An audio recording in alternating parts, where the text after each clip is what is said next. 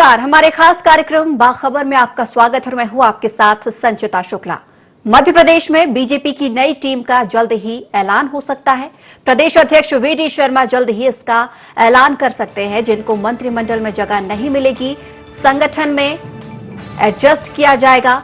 नई पीढ़ी को तरजीह देने की तरफ आगे बढ़ सकते हैं वी.डी. शर्मा।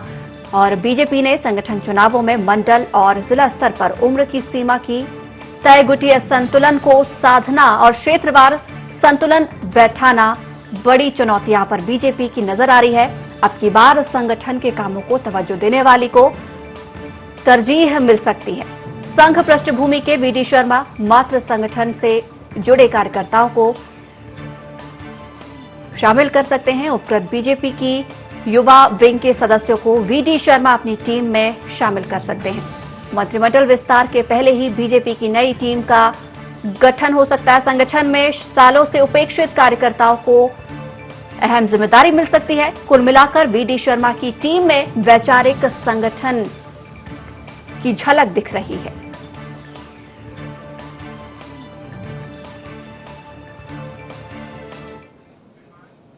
और इस पूरी चर्चा को आगे बढ़ाएंगे हमारे group editor Raghavendra Singh. Sir, over to you. Sanchita, आपका बहुत बहुत धन्यवाद। हम बाखबर में दर्शकों को बता दें कि मध्य प्रदेश भाजपा का लंबे समय से गठन नहीं हुआ था। अध्यक्ष उसके 3 बन गए थे। नंद कुमार सिंह चौहान, उसके बाद फिर राकेश सिंह का मनोनयन हुआ। नंद कुमार सिंह चौहान ने निर्वाचित होने के बाद अपना कार्यकाल पूरा नहीं किया था। उनके स्थान पर बनाए गए थे नए अध्यक्ष राकेश सिंह, जो जौनपुर के सांसद थे। उसके बाद राकेश सिंह को भी बीच में से पद से हटाया गया, पद से विदाई हुई और नए अध्यक्ष के रूप में ताजपोशी हुई ब्रह्मदत्त शर्मा की, वी.डी. शर्मा जिसको कहा जाता है। दरअसल हम अगर नंद कुमार सिंह चौहान से वी.डी. शर्मा तक के सफर की बात करें तो मध्य प्रदेश भाजपा के इतिहास में ये पहला अवसर है जब कार्यकारिणी का गठन नहीं किया गया था। उसके बाद राकेश सिंह के कार्यकाल में मध्य प्रदेश भाजपा कार्य समिति की बैठक भी नहीं हुई थी। उसके बाद हम करें कि वी.डी. शर्मा जो भाजपा के नए अध्यक्ष हैं मध्य प्रदेश भाजपा के, उनके सामने चुनौती है कि वो किस तरह से मध्य प्रदेश भाजपा का गठन करें। जो हमें खबर मिली है वो ये कि 1 हफ्ते के भीतर मध्य प्रदेश भाजपा की नई टीम बन सकती है और उसका ऐलान मई महीने में हो सकता है। क्योंकि ये चीजें टल सकती है सिर्फ इस बात पर कि शिवराज सिंह मंत्रिमंडल के गठन या उसके विस्तार की हम बात करें, उसके बाद संभवतः वी.डी. शर्मा अपनी टीम की घोषणा करेंगे। इस पूरे मुद्दे पर हम विस्तार से बात करेंगे। मध्य प्रदेश के 2 वरिष्ठ पत्रकार हमारे साथ रहेंगे, धनंजय प्रताप सिंह और राजेश चतुर्वेदी जी, और मध्य प्रदेश में भाजपा के पूर्व विधायक ध्रुव नारायण सिंह भी हमारे साथ चर्चा में शामिल रहेंगे। हम बात करेंगे इस पूरे मुद्दे पर विस्तार से, लेकिन हम अभी शुरुआत करते हैं ध्रुव सिंह से, जो भाजपा के पूर्व विधायक है। ध्रुव सिंह जी, आपका बहुत बहुत स्वागत है। जी धन्यवाद। दरअसल अटकलें बहुत है भाजपा के बारे में। इस तरह की अटकलें आमतौर पर नहीं लगती है क्योंकि बीजेपी का संगठन बहुत अलग किस्म का है। लेकिन हमने देखा, जो अनुभव बताता है, नंद कुमार सिंह जब दोबारा अध्यक्ष बने, उन्होंने जो अपनी टीम बनाई, नए अध्यक्ष जब बनते हैं राकेश सिंह, तो वो उसी टीम से काम चलाते हैं और नई टीम को गठन नहीं कर पाते हैं। अब नई जिम्मेदारी है वी.डी. शर्मा की। उनके बारे में भी कहा गया था कि उनको बहुत दिक्कतें जाएंगी, लेकिन संघ का साथ है उनके साथ, केंद्रीय जो नेतृत्व है बीजेपी का वो उनके साथ है।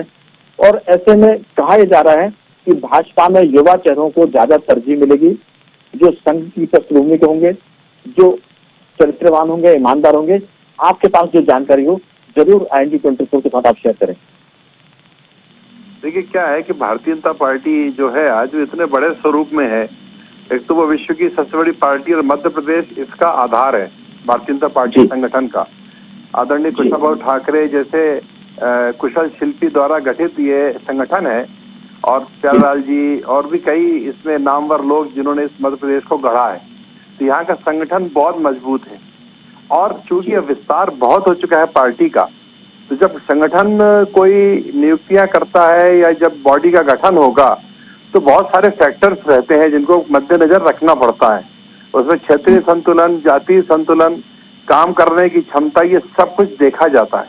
तो इन सबको देख के जो हमारा नेतृत्व है, प्रदेश नेतृत्व है, वो इसमें मैं समझता हूं कि उचित नियुक्तियां करेगा और इसमें जो भी राष्ट्रीय जो भी राय होगी राष्ट्रीय नेतृत्व की वो उसमें समाहित होगी, और ऐसा हमारे हमेशा बन जाता है, कोई बहुत ज्यादा दिक्कत नहीं होती। और हमारी एक ऐसी पार्टी है अकेली इस पूरे देश में जिसे संगठन का आज भी महत्व है। कांग्रेस में कितने उपाध्यक्ष कितने महामंत्री हैं आपको नहीं मालूम। दूसरी पार्टी जो है वो बिल्कुल प्राइवेट लिमिटेड कंपनी है, चाहे वो मुलायम सिंह जी की पार्टी हो, चाहे मायावती जी की पार्टी हो, चाहे वो ममता जी की पार्टी, किसी की भी हो। इस बात पर कोई संदेह नहीं कि देश भर में बीजेपी का संगठन ज्यादा बेहतर तरीके से काम करता है, लेकिन हमारा जो तजुर्बा है, आप भी इस बात से सहमत होंगे कि नंदू भिषा के बाद, नंद कुमार सिंह चौहान के बाद राकेश सिंह अपनी टीम नहीं बना पाए थे। ये सबको पता है, ये बीजेपी में ऐसा पहली बार हुआ है। बहुत सारी बातें हैं जो आप पार्टी की मर्यादा के नाते ना कर सकते हैं, ना आप बोल सकते हैं, इसीलिए हमारे साथ टेलीफोन लाइन पर जुड़े हैं वरिष्ठ पत्रकार धनंजय प्रताप सिंह जी। ध्रुव सिंह जी, आप फोन पर बने रहिए। धनंजय जी से हम बात करेंगे, फिर बहुत सारी बातें आपसे भी करेंगे। धनंजय जी, आपका बहुत बहुत स्वागत है। जी नमस्कार अरविंद जी। दरअसल बीजेपी के बारे में सब लोग कहते हैं, और काफी हद तक ये सच भी है कि भाजपा का जो संगठन है वो काफी मजबूत है और वो परंपराओं को और नियम कायदों को मानने वाला है।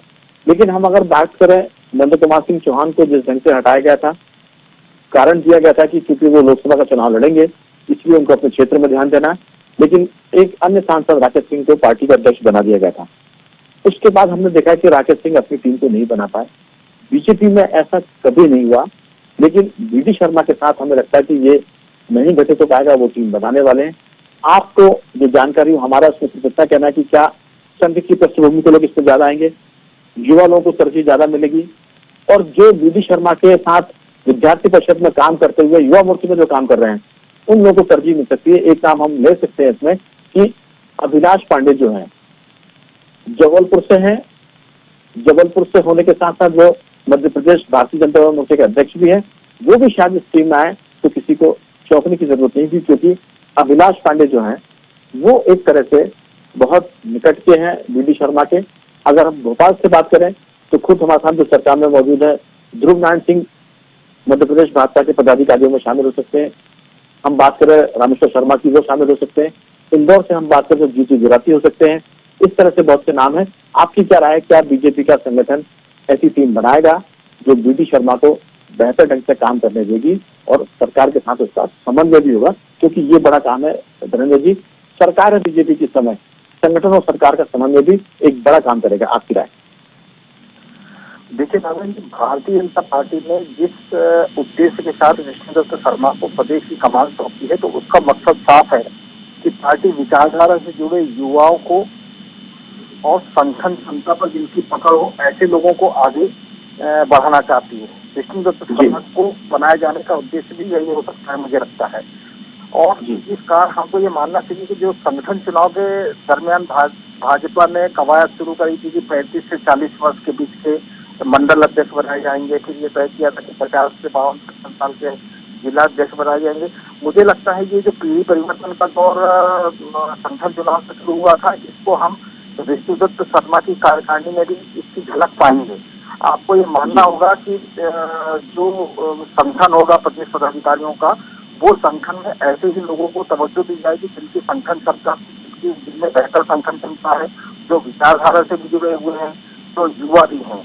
अब आगे एक संकट जो मुझे दिख रहा है विष्णुदत्त शर्मा पर, वो दिखा है राघवन जी कि ऐसा ना हो कि जो सरकार में मंत्री न बन पाए या सरकार में जिनको एडजस्ट न कर पाए उनको संगठन में भेज दिया जाए, तब तो इतना संकट हो जाता है, हो सकता है। अदरवाइज मुझे लगता है कि इस बार नई टीम, नए चेहरे ज्यादा दिखेंगे। बिल्कुल धनंजय जी, आपने बहुत सही बात की कि दरअसल जिनको सरकार में जगह नहीं मिलेगी, पार्टी की कोशिश हुई कि ऐसे नेता को संगठन में उनका उपयोग करें, उनकी सेवाएं लें। लेकिन यही बड़ा पैच है। हमारे साथ टेलीफोन लाइन पर वरिष्ठ पत्रकार राजेश चतुर्वेदी जी जुड़ गए हैं, उनसे पूछेंगे। राजेश जी, आपका बहुत बहुत स्वागत है। जी नमस्कार, धन्यवाद राघव जी। दरअसल बीजेपी संगठन में ब्रह्मदत्त शर्मा की टीम बनने वाली, विष्णुदत्त शर्मा की टीम जो है वो आकार लेने वाली है। बहुत सारे दौर की चर्चा हो चुकी है। उम्मीद की जा रही है कि मई के पहले हफ्ते में ये इसका गठन हो सकता है, लेकिन हमारा मानना है कि ये गठन तब तक चल सकता है जब तक शिवराज सिंह मंत्रिमंडल का विस्तार ना हो जाए, क्योंकि अभी सिर्फ 5 मंत्री बने हैं। हमें लगता है कि जिन नेताओं को, जिन विधायकों को मंत्रिमंडल में जगह नहीं मिलेगी, उनको संगठन में एडजस्ट किया जाएगा ताकि सरकार में असंतोष पैदा ना हो, विधायक दल में असंतोष पैदा ना हो, इसमें आपकी क्या राय है? क्योंकि कहीं ना कहीं जो लोग मंत्रिमंडल में जगह नहीं पा पाएंगे उनको बीजेपी अपने संगठन में स्थान देकर एक तरह से संतुलन बनाएगी। आपकी राय? हाँ राघवेंद्र जी, आपका जो ये विचार है इससे मैं सहमत हूँ कि बीजेपी की एक तो जो सरकार बनी है मध्य प्रदेश में बदली हुई परिस्थितियों में, उसमें उनको अपनी पार्टी के भीतर का जो एक बैलेंस है उसको बना के रखना, मुझे ऐसा लगता है कि इस समय सबसे बड़ा टास्क है माने बीजेपी की लीडरशिप के सामने। क्योंकि कांग्रेस से टूट के जो लोग आए हैं उनके साथ बीजेपी के काडर का, मतलब खासकर जो ग्वालियर चंबल इलाका है या मालवा का काफी बड़ा हिस्सा है, वहाँ बीजेपी का जो पुराना काडर है, कार्यकर्ता है, उसके तालमेल को ध्यान में रखते हुए एक संतुलन कायम करना, वहाँ जो जिले में जो नेता हैं उनको उनके बीच संतुलन कायम करना, और जो अवसर बनने वाले हैं उस पर उसमें जो है भागीदारी किस ढंग से होती है, वो सब चीजें बड़ी माने बीजेपी नेतृत्व के सामने ये सवाल आने वाले हैं। और तो आपका ये जो सोच है बिल्कुल इससे मैं सहमत हूँ कि कैबिनेट का जो विस्तार संभावित है उसको करने के बाद ही जो है संगठन में चीजों को तय किया जाएगा। क्योंकि हमें लगता है कि अगर टीम को हरी झंडी मिल भी गई होगी तो मध्य प्रदेश भाजपा शिवराज मंत्रिमंडल के विस्तार की प्रतीक्षा करेगी, क्योंकि मंत्रिमंडल में कोई अगर व्यक्ति दाएं बाएं होता है बड़ा नाम, तो उसको मनाने के बाद, उसको समझाने के बाद संगठन में उसको मेरे ख्याल से महत्व मिलेगा तब जाकर। क्योंकि अभी 24 विधानसभा क्षेत्र के उपचुनाव भी होना है, ये बड़ा टास्क है, क्योंकि इन उपचुनाव के नतीजों पर सरकार का भविष्य तय होगा। अगर यहाँ कुछ आसमानी सुल्तानी फैसले आते हैं चुनाव में तो सरकार संकट में आएगी। इसीलिए चंबल को बैलेंस किया जाएगा, इसीलिए मालवा को बैलेंस किया जाएगा, क्योंकि चंबल क्षेत्र से खुद विष्णुदत्त शर्मा वहां से अध्यक्ष के तौर पर हैं, चंबल से केंद्रीय मंत्री नरेंद्र सिंह तोमर है। आने वाले भविष्य में जो खबरें मिल रही है कि ज्योतिरादित्य सिंधिया को भी चंबल क्षेत्र से केंद्रीय सरकार में मंत्री बनाया जाएगा। तो ये बहुत सारे सवाल है, बहुत से दाव पेच है जिन पर संगठन के लोगों को माथापच्ची करनी पड़ रही होगी। और इस मामले में मैं आपसे सवाल करूंगा अगला कि क्या विष्णुदत्त शर्मा इस पूरे मामले में उतने चतुर साबित होंगे, क्योंकि बीजेपी के अध्यक्ष के तौर पर वो नए हैं अभी, और जिस तरह से सरकार की स्थिति है बड़ी पेचीदगी वाली, उसमें जो संतुलन का मामला है वो करना बड़ा मुश्किल काम होगा। ये सवाल मैं आपके पास छोड़कर जा रहा हूँ। हमारे साथ टेलीफोन लाइन पर बीजेपी के पूर्व विधायक ध्रुव नारायण सिंह भी, हम उनसे पूछेंगे कि आखिर ये जो पैचोखम होंगे उसको किस तरह से पार्टी सुलझाने की कोशिश करेगी। पूछते हैं ध्रुव सिंह जी, बहुत सारा मामला है, मंत्रिमंडल का विस्तार तो इसके बाद संभवतः प्रदेश भाजपा का गठन होगा, क्योंकि जो लोग वहां जगह नहीं मिलेगी उनको संगठन में तरजीह दी जाएगी। आपकी राय? नहीं, मैं इससे सहमत नहीं हूँ कि इसका मतलब तो ये हुआ कि जो विधायक है वही संगठन में आएंगे। आपके हिसाब से तो जो बात है तो ऐसा है नहीं राघवेंद्र जी। संगठन में काम करने वालों की टीम अलग है, जो मंत्रिमंडल में आने वाले चेहरे हैं वो अलग हैं। तो दोनों में बहुत ज्यादा एकाध नाम ऐसा हो सकता है कि जो उसको वहां मौका न मिले और यहाँ एडजस्ट हो जाइए, तो मैं मान सकता हूँ। मैं आपकी बात से सहमत हूँ, लेकिन मेरा इसमें एक सवाल है और मुझे लगता है कि ये सवाल राजेश जी का भी हो सकता है और धनंजय का भी होगा कि अगर भोपाल की हम बात करें तो भोपाल के जो विधायक हैं उसमें हम बात करें विश्वास सारंग, रामेश्वर शर्मा, अगर इन विधायकों में से एक को मंत्री बनाया गया तो दूसरा का जाहिर है कि असंतोष होगा, क्योंकि दोनों विधायक पहली बार के नहीं है, जाहिर है कि एक से ज्यादा बार के विधायक हैं। विष्णु खत्री की बात करें वैसे से, वो भी अपना दावा पेश कर सकते हैं। तो कहीं ना कहीं संगठन को, अगर इंदौर की बात करें तो रमेश मेंदोला भी मंत्रिमंडल में मंत्री बनने की कतार में है, जो विजय कैलाश जी के बहुत खास माने जाते हैं। अगर उनको खुदा न खासा कहीं जगह नहीं मिलती है तो संगठन उनको ऐसे लोगों को कहीं ना कहीं एडजस्ट करेगा, जो एक पॉलिटिकल टर्म है। जी देखिए, मैं इसमें राघवेंद्र जी की बात स्पष्ट कर दूं कि जिस तरीके से चैलेंजिंग सिचुएशन आज प्रदेश में भारतीय जनता पार्टी के लिए है, तो चाहे सत्ता का गठन हो चाहे संगठन का गठन हो, चेहरे तो अच्छे ही लिए जाएंगे जो काम करने वाले होंगे, मंत्री भी वही बनाए जाएंगे सक्षम होंगे, और संगठन में वही लोग आएंगे जो सक्षम होंगे संगठन चलाने में, जो जिनका दक्षता होगी या जो संगठन के एक समझदार लोग होंगे जो जिनको संगठन चलाने का अनुभव होगा। तो मैं नहीं समझता कि इस तरीके से बहुत ज्यादा राजनीतिक पेचोखम के आधार पे कोई भी चेहरा कहीं भी फिट कर दे, ऐसा नहीं होने वाला। ये तो कांग्रेस करती है, हमारे ऐसा नहीं होगा। हमारे यहाँ इस वक्त क्या है कि बैलेंस ऑफ पावर बहुत बढ़िया है। जो हमारे प्रदेश संगठन है या माननीय मुख्यमंत्री है या जो केंद्र है, ये सब मिलकर टीम के रूप में काम कर रहा है और इनका जो निर्णय होगा वो पार्टी के हित में होगा। ये मैं आपको बता दूं।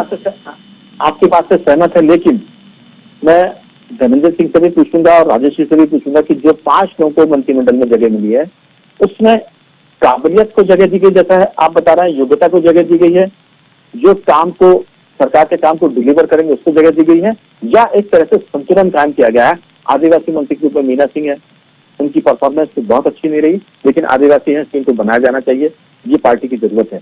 इस तरह से बहुत सारे नाम, 5 नाम में हम एक नाम की बात कर सकते हैं। जब आप 28 स्थान पर जाएंगे तो हमें लगता है कि बहुत सारी चीजों को संतुलन के अनुसार लिया जाएगा, ना कि काबिलियत पर।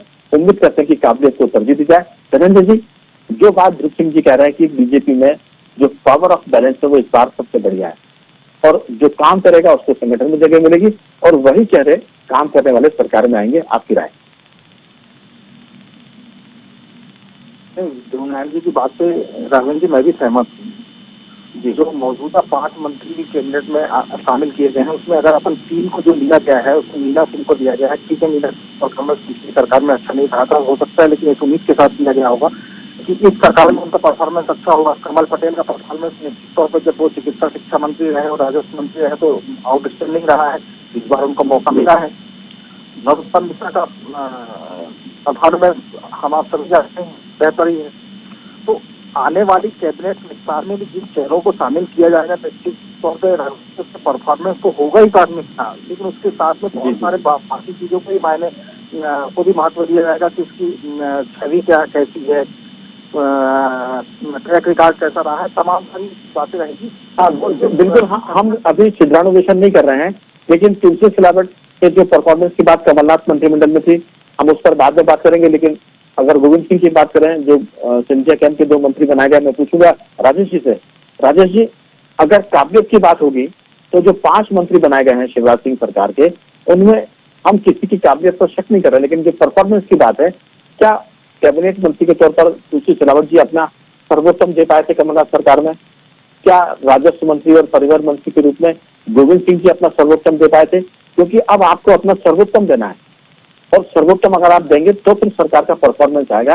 आपको लगता है कि जो नए मंत्रिमंडल का गठन होगा, विस्तार होगा, उस विस्तार में जैसा ध्रुव सिंह जी कह रहे हैं, भगवान करे उनकी बात सही निकले, काबिलियत को तरजीह मिलेगी तो बहुत से लोग माने वरिष्ठ होने के बाद भी सरकार से बाहर हो जाएंगे। बहुत से लोग वरिष्ठ होने के बाद भी विष्णु दत्त शर्मा की जो टीम है उससे बाहर हो जाएंगे। आपकी राय? नहीं, देखिए, ध्रुव नारायण सिंह जी भारतीय जनता पार्टी के बिल्कुल 24 कैरेट के सिपाही हैं, अनुशासित सिपाही हैं। वो उस विषय पे रोशनी नहीं डाल सकते, अपन समझ सकते हैं उस बात को, लेकिन उन्होंने भी ये चीज को स्वीकार किया है कि चैलेंजिंग स्थिति है भारतीय जनता पार्टी के सामने। जो मैंने पहले कहा था कि बीजेपी लीडरशिप के सामने इस समय बदली हुई परिस्थितियों में चुनौतीपूर्ण स्थिति है। वो क्यों है? अगर आप काबिलियत की बात करें तो भाई जो 5 लोगों को इंडक्ट किया सरकार में, 5 मंत्री बनाए गए, उसमें गोपाल भार्गव को ड्रॉप करके गोविंद राजपूत को बुंदेलखंड रीजन से लिया गया है जी। तो बीजेपी के काडर ने क्या ये तुलना नहीं की होगी कि योग्यता के पैमाने पे गोविंद राजपूत ज्यादा खरे उतरते हैं या गोपाल भार्गव उतरते हैं? बिल्कुल ठीक है। अब ऐसे ही आप अगर मालवा और इंदौर डिवीजन में जाएं तो तुलसी सिलावट ज्यादा काबिलियत रखते हैं बीजेपी काडर की नजर में कि साहब वहाँ इंदौर में इतनी लीडरशिप भरी पड़ी है भारतीय जनता पार्टी के पास, उनमें से कोई नहीं इंडक्ट हो रहा है। तो यही तो चुनौतियां हैं। बिल्कुल यही चुनौती, हमारा भी यही सवाल है कि भारतीय जनता पार्टी संगठन के गठन के समय आने वाली है और यही चुनौती जो सरकार का विस्तार होगा मंत्रिमंडल का, उसमें आने वाली है। इसी में तो संतुलन कायम करना है और यही बीजेपी नेतृत्व के सामने काम होने वाला है कि वो संतुलन कैसे राजेश जी, बना मेरा है। सीधा सवाल है आपसे, सीधा सवाल ये कि क्या मंत्रिमंडल विस्तार के बाद प्रदेश भाजपा का गठन होगा या उसके पहले कर लिया जाएगा? क्योंकि जैसा हमको हमारा अनुमान है, ध्रुव सिंह जी इस बात से इत्तेफाक नहीं रखते, लेकिन विस्तार होने के बाद जो लोग बचेंगे, जिनको संतुष्ट किया जाएगा, जिनको एडजस्ट किया जाएगा, उनके लिए शायद बीजेपी का संगठन वेट करे कि पहले मई के पहले हफ्ते में शिवराज सिंह मंत्रिमंडल का विस्तार हो और बाद में नाराज लोगों को समायोजित किया जाए काबिलियत के हिसाब से, जिसमें वो युवा भी हों, संगठन के प्रति एक तरह से समर्पित हो, विचारधारा के प्रति समर्पित हो और ईमानदारी के मामले में वो ज्यादा बेहतर हो। ये चीजें मेरे ख्याल से पैमाना बनेगी। आपकी राय बहुत अंतिम संक्षेप में। ये सवाल मुझसे है क्या? जी आपसे। राघवेंद्र जी, मैंने पहले भी कहा कि हाँ, आपकी मैं इस बात से सहमत हूँ कि पहले कैबिनेट का विस्तार होगा और उसके बाद जो चीजें निकल के आएंगी उस हिसाब से देखिए संतुलन कायम करना ही चुनौती है बीजेपी लीडरशिप। बिल्कुल, यही बात है। पूछ लेते हैं, इसी को सवाल कर लेते हैं, आखिरी सवाल ध्रुव सिंह जी से, कि संतुलन का भी खेल रहेगा इसमें। पावर ऑफ बैलेंस तो आपने कहता है कि सत्ता का संतुलन, हमारा कहना ये है कि वरिष्ठता का भी संतुलन होगा। अगर जैसा राजेश जी कहते हैं कि अगर कैडर को आप इग्नोर करेंगे तो फिर बीजेपी उस संगठन काम करने में दिक्कत जाएगी और कहीं ना कहीं ये असंतोष सरकार संगठन दोनों की मुसीबत पैदा करेगा। बहुत संक्षिप्त आपकी राय ध्रुव सिंह जी। देखिए, ऐसा है कि 1 मिनट में लूंगा कि अगर आपके हिसाब से पहले कैबिनेट का गठन होगा, फिर उसके बाद जो बचे हुए चेहरे उनको समाहित करते हुए संगठन बनाया जाएगा पार्टी का, ऐसा आप कह रहे हैं। और अगर पहले संगठन का गठन हो गया तो आपका पूरा आकलन ही गलत हो जाएगा राघवेंद्र जी। हमारा अनुमान है, ये गलत हो सकता है क्योंकि तय तो आपको करना है। मेरा ये कहना है कि अभी वेट करिए और इतनी जल्दी अपन किसी निर्णय में ना पहुंचे। निर्णय होने के बाद मैं समझता हूँ कि आपको ऐसा लगेगा कि इस बार पार्टी ने उचित लोगों को जगह दी है और कैबिनेट में भी और संगठन में भी। और जहां माननीय अपने राजेश चतुर्वेदी जी कह रहे थे क्षेत्रीय संतुलन के आधार पर मैं बता दूं, क्योंकि एक छोटा मंत्रिमंडल बनना था, सभी समाज को समाहित करना था, ब्राह्मण, क्षत्रिय, ओबीसी, एससी और एसटी, और सभी एरिया को कवर करना था। तो इसलिए जैसे गोपाल भार्गव जी जैसा नाम ऐसे रह नहीं सकता, वो तो निश्चित रूप से बनेंगे, सबको पता है। लेकिन क्या है कि मंत्रिमंडल, यही तो बात आप बाद में करेंगे। जो पांच लोगों को जिस तरह से टीम में लिया गया कैबिनेट की, जब कुछ लोग छूटेंगे तब भी यही तर्क आएंगे, क्योंकि आपकी पार्टी की मर्यादा है, हमारा निर्णय नहीं है, हम तो सिर्फ अनुमान लगा रहे हैं। ये हम तो खेल के बाहर के लोग हैं जो देख के बता रहे हैं। फैसला आपके नेतृत्व करना, आप सब लोगों को मिलकर करना है। उम्मीद करते हैं कि आपकी बात स्पष्ट निकले, पहले संगठन का गठन हो, बाद में शायद सरकार बने। ध्रुव सिंह जी, आपने बहुत विस्तार से बात की, समय की चूंकि कमी है, आपका बहुत बहुत धन्यवाद। आपने एनडीटी 24 से बातचीत कर अपने विचारों को शेयर किया। अंतिम टिप्पणी मिलूंगा धनंजय जी आपका इसमें 1-2 वाक्यों में कि ये सारा मामला, क्या संगठन पहले अपनी टीम बनाएगा या उसके पहले विस्तार होगा? 1-2 वाक्य में आपकी राय। अनुमान तो यही है कि पहले कैबिनेट को विस्तार होगा, संगठन की कार्यकारिणी का गठन उसके बाद किया जाएगा। पहले सरकार का विस्तार, उसके बाद संगठन। जी चलिए, बहुत बहुत धन्यवाद धनंजय जी, आपने चर्चा की। राजेश जी, आपका भी बहुत बहुत धन्यवाद कि आपने एनडीटी 24 की चर्चा की। दर्शकों को हम बता दें कि वीडी शर्मा टीम का गठन बहुत जल्दी होने वाला है। कई दौर की बातचीत में नाम तय हो चुके हैं। खबरें ऐसी है कि शायद मई के पहले हफ्ते में, अगर सरकार के चलते इस टीम को थोड़ा सा डिले किया गया तो मई के महीने में तो विष्णुदत्त शर्मा की टीम बन जाएगी। भाजपा संगठन काम करेगा, जिसमें युवा लोग ज्यादा होंगे, 40 के आसपास की टीम ज्यादा रहेगी। कुछ तो हो सकते हैं जो 50-55 के आसपास की जाए, युवा चेहरे होंगे और ऊर्जावान होंगे। बाखबर के संघ को समेटते और आगे बाखबर के अंतिम वर्ग की तरफ हम आज इसमें आपको कहानी बताएंगे कि आखिर कोरोना वायरस से लड़ने के लिए इंग्लैंड ने एक ऐसी दवा का इजाद तो नहीं किया कि नोजल स्प्रे एंटीबायोटिक इजाद की है, जो नाक में डालने के बाद आपको कोरोना वायरस से बचाएगा। इस पूरी जानकारी के लिए हम चलते हैं स्टूडियो की तरफ। संचिता शुक्ला महोदय से जो बताएंगी कि आखिर वो कौन सी रिसर्च है जो कोरोना वायरस से लड़ने में मदद करेगी। संचिता, बहुत बहुत धन्यवाद सर इस पूरी तमाम चर्चा के लिए। और अब बाखबर के अगले रंग की ओर बढ़ेंगे। कोरोना संक्रमण को शुरुआत में ही रोकने में मदद मिल सकती है। जी हां, ब्रिटिश शोधकर्ताओं का कहना है कि एंटीवायरल नेजल स्प्रे का इस्तेमाल किया जाए तो कोरोना वायरस को फेफड़ों तक पहुंचने से रोका जा सकता है। रिसर्च में इसकी पुष्टि भी हुई है। ब्रिटेन से सेंट एंड्रयू यूनिवर्सिटी में अलग अलग तरह कोरोना का संक्रमण रोकने पर 3 तरह की रिसर्च की गई है। रिसर्च में सामने आया है कि MCBMS ड्रग की मदद से कोरोना का रास्ता ब्लॉक किया जा सकता है। रिसर्च टीम के प्रमुख प्रोफेसर गैरे टेलर का कहना है कि आमतौर पर एंटीवायरल ड्रग वायरस के कुछ हिस्सों पर काम करते हैं, लेकिन हमने जो ड्रग इस्तेमाल किया है वो कोरोना को नाक की कोशिकाओं में घुसने से रोकता है। इस तरह कोरोना वायरस नाक के जरिए फेफड़ों तक नहीं पहुंच पाता। रिसर्च के परिणाम सकारात्मक रहे हैं और ये ड्रग काफी कारगर साबित हुआ है। जल्द ही इसका क्लिनिकल ट्रायल करने की तैयारी है। नतीजे सकारात्मक आने पर दवा को मार्केट में उपलब्ध कराया जाएगा। तो अब से संक्रमण से पहले ही कोरोना को रोकने में कामयाबी जल्द ही मिल सकेगी। और इसी के साथ ही इस हमारी खास पेशकश में फिलहाल इतना ही। आप बने रहिए IND24 के साथ।